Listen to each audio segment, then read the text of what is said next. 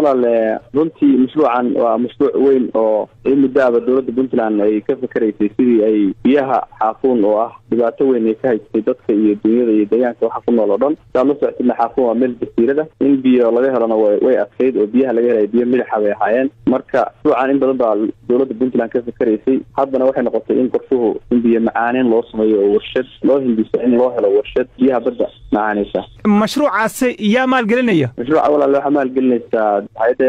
soo maraya waxana maalgelinaysa Netherland dawladda Netherland ma holan qarashkiisu aad u badan yahay laakiin qarashka marka hore uu badan yahay laakiin muhiimadda ka fiican waxay tahay shada waxa loogu talagalay in 5 sano oo hore aan wax aysan u baahan laga bedelayo ama maaragtay qaabka loo isticmaalayo qaab manual oo ah u sahlaya in bulshadu maaragtay ay adeegsan karto oo iyaga lagu tababari karo dadka deegaanka isla markaasna 5 sano kadibna loo keeno spare parts-kiisa uu la socdo 5 sano kadibna wixii laga bedeli karo oo maaragtay u baahdana in maaragtay iyadana in la soo raacinayo halka waxa marka ah in 10 sano la isticmaali karo warshadaas biyaha macaaneynaysa marka warshadaasi wax qalab iyo waxa ka u baahan marka warshadaasi biyaha ay soo saari karto maalintii intee dhan yihiin qiyaas ahaan walaal biyaha ay soo saarayso waxa weeye 44,000 oo litir baa hadda talagalka hadda waxa weeye 44,000 oo litir oo u dhiganta 220 kiiso biyaha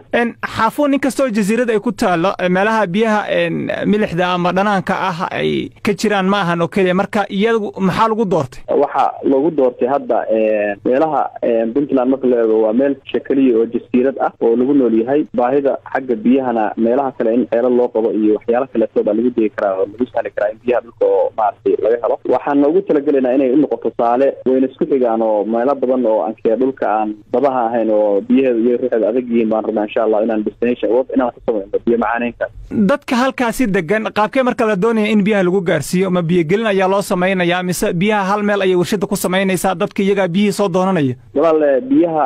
waxa weeye waxa lagu gaarsiinayaa biyo marka hore waxa weeye markii badda la macaaneeyo waxa la sameynayaa aan lagu shubo biyaha oo kayd ah anta kaydka ayaa kadib waxa loo qaybinayaa magaalada oo dhan waxaana la gelinayaa macal guriyaha iyo MCH iyo iskuulka iyo meelaha public ah dhan waa la gelinayaa dadkana guri kasta waa la gelinayaa sidii maartay ay u helaan biyo nadiif ah oo ay uga maarmaan hadda meesha hadda isticmaalayaan in booyad iyo adeegsadaan jirgaamo marka biyahaasi ma lacag ay ku gadanayaan mise waa bilaash oo dadka meesha degan lacag laan ay ku helayaan markii warshadaas la keeno runtii waxa aan ka taxadirnay in motor iyo kharash meesha uu ka baxo waxa lagu sameeyaa biyo soo baxayaan qaab solar marka lacagta waa qaab free ah bay noqon doonaan insha Allah wax aan badnayn oo aan macna lahayn baa la saaraya laakiin waxaas wuxuu noqon doonaa wax dadka gacanta ku haya oo maaragtay ka shaqeynaya oo kaleeto iyo wax taas waxaan weynayn bay noqonaysaa laakiin wax la oran karo waa free warshada marka yaa gacanta ku haynaysa farsamo ay u baahan tahay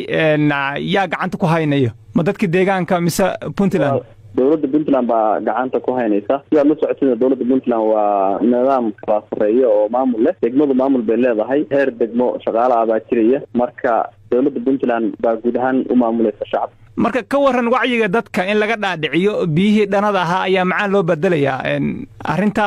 dadka ma loo sheegay suurtagalnimadeeda iyo waxay fahansan yihiin miya mise wax iska keenaysaan oo la leeyahay hadhow biyahan caba horta baahida ugu weyn meesha ka jirta waxay ahayd biyo la'aanta iyo dhibta ay ka haysato iyo meelaha ay biyaha ka keensan jireen hadda waxa weeye halka fuusto oo biyaha macaana waxa la $7 ee deegaanka dadka deegaanka ku cabaan